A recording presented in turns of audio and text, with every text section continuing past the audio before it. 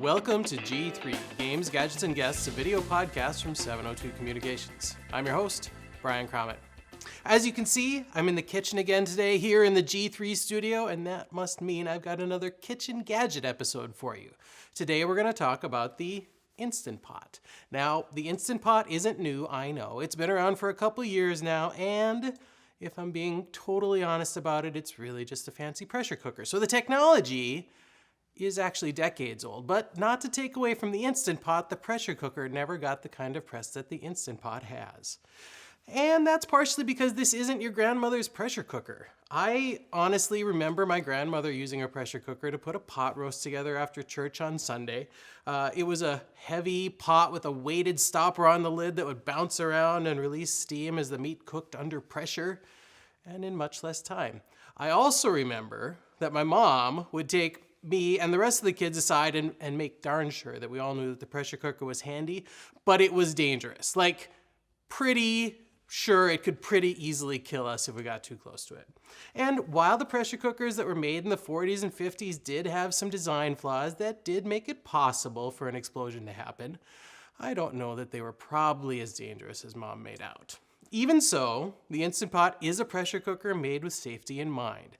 It even says it right on their homepage.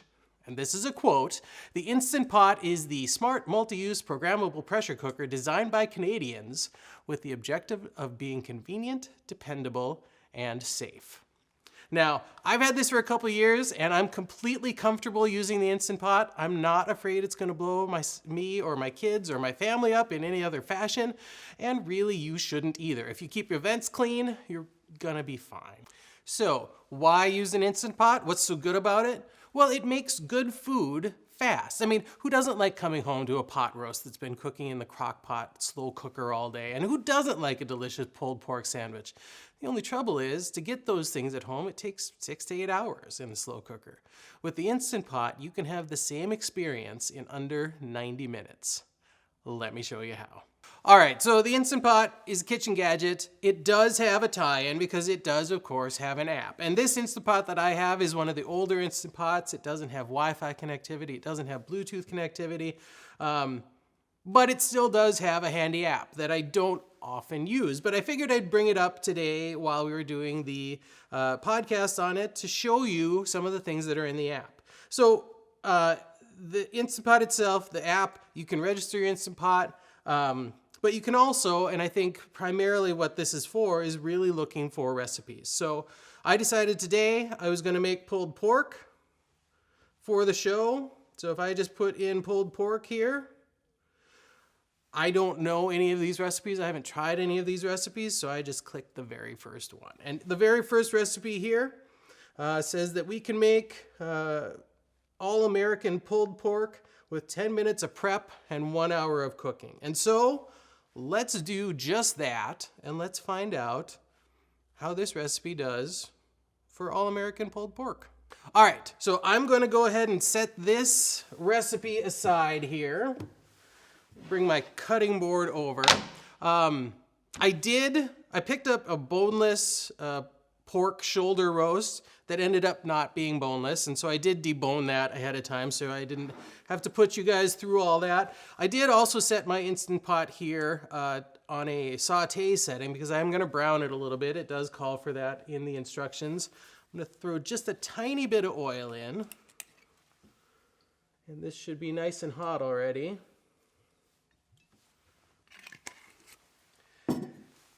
And you can cook the any of these roasts whole. Okay, if you don't want to cut these up into smaller pieces, you can cook them whole. You're just going to add to the overall cooking time.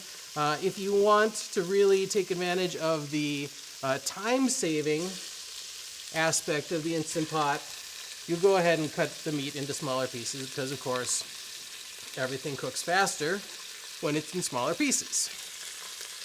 Now, if I was going to be really, really concerned about getting a nice brown on those, I'd probably do several batches of this. I'd turn them carefully.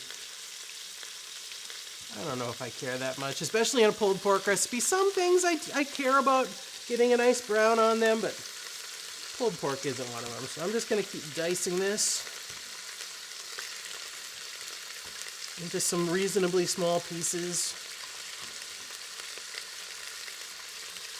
In the end, when this is all done cooking, we're just going to be shredding it anyway. So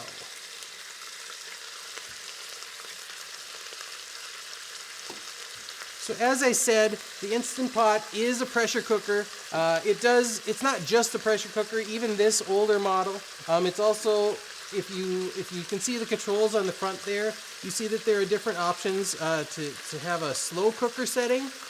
So if you want this to be a replacement for your slow cooker in your kitchen, you can do that. I've used it primarily as the pressure cooker. I haven't pulled out my crock pot since I had the Instant Pot, so it really has taken over in my house. All right, so we've got a nice pot full of pork pieces there. Okay, so I've got the dirty plates away, I washed my hands, and let's get to some of the spices. Now, when you're cooking, like I say, I have never followed this recipe before, but really when you're making a pulled pork, you're gonna have all of these spices generally, and these recipes are for people who really care about quantities. I don't care about quantities, I'm just gonna put some of what they want in here. So I'm gonna start with some smoked paprika, and I like smoked paprika, so I'm gonna sprinkle some of that in there. And it also wants some brown sugar, and I can get behind that. You like a little brown sugar in your pulled pork. And some salt, of course.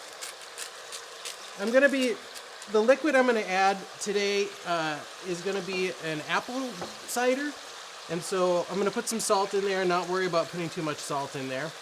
It's also gonna, of course, need some pepper. Just some black pepper, some chili powder, not too much of that. I'll actually leave these out front here so you can see what I did. Some garlic powder,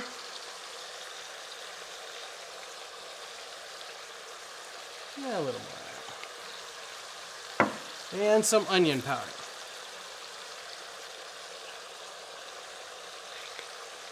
Now, if I were really concerned about it, I could give that a good stir.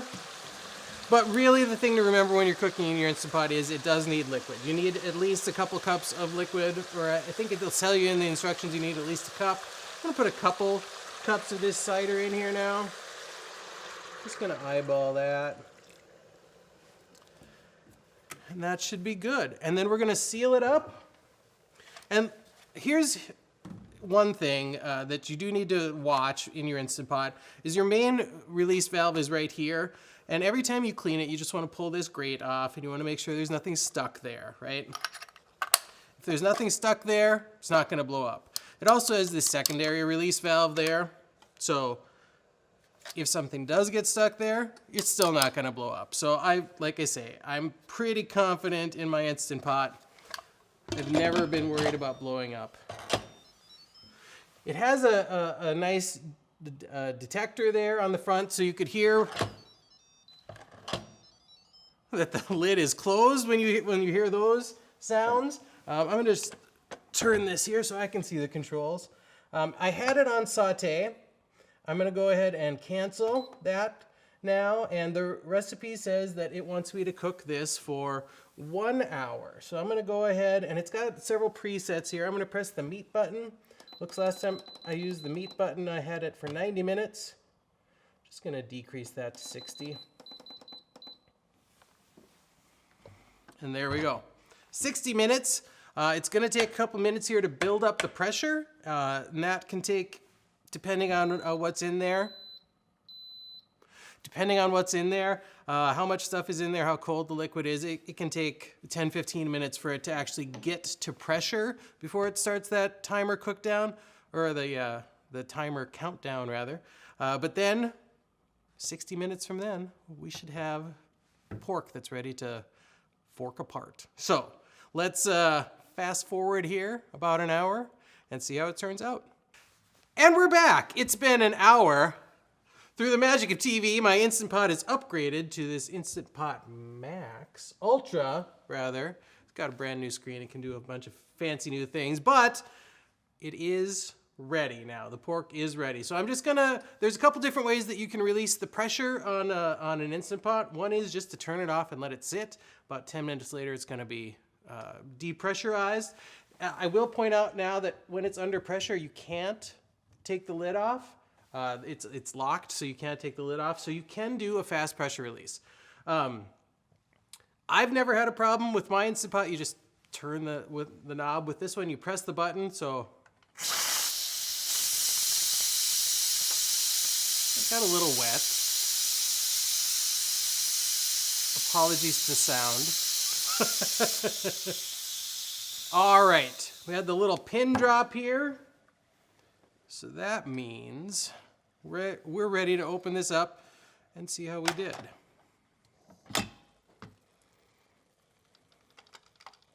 So there you go. You are going to have some condensation up there on the lid.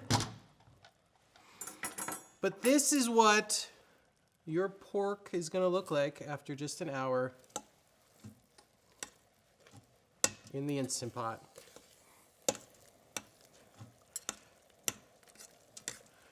And you can see too, one of the other nice things about the Instant Pot is obviously it's retaining all of the cooking liquid, and so anything you cook in there really retains the moisture level in the meat. And there you go.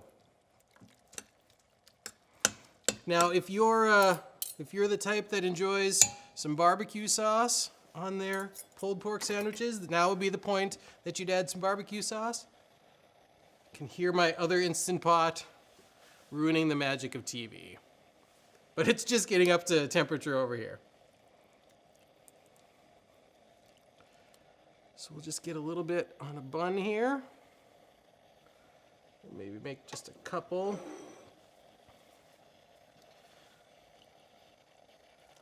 Since there's maybe a person or two who might want to try this on set today.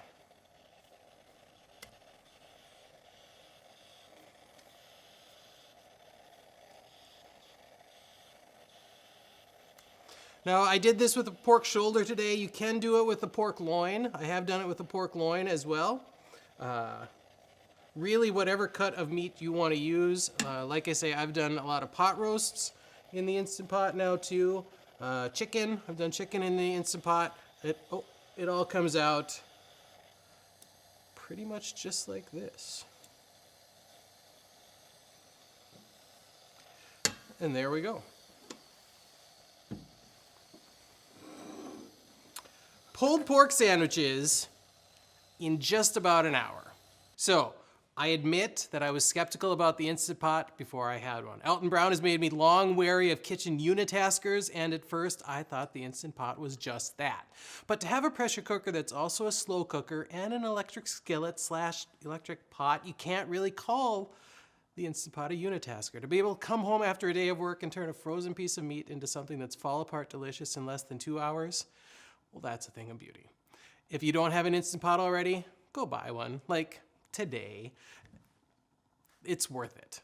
And that's it, guys. That's my review of the Instant Pot. I hope you liked it. If you did, let us know. Comment on the video, send me suggestions, and remember to share, like, subscribe, and tell all your friends about us, because we've got more shows coming up with more interesting games, gadgets, and of course, guests. So, until next time, I'm Brian Crommett.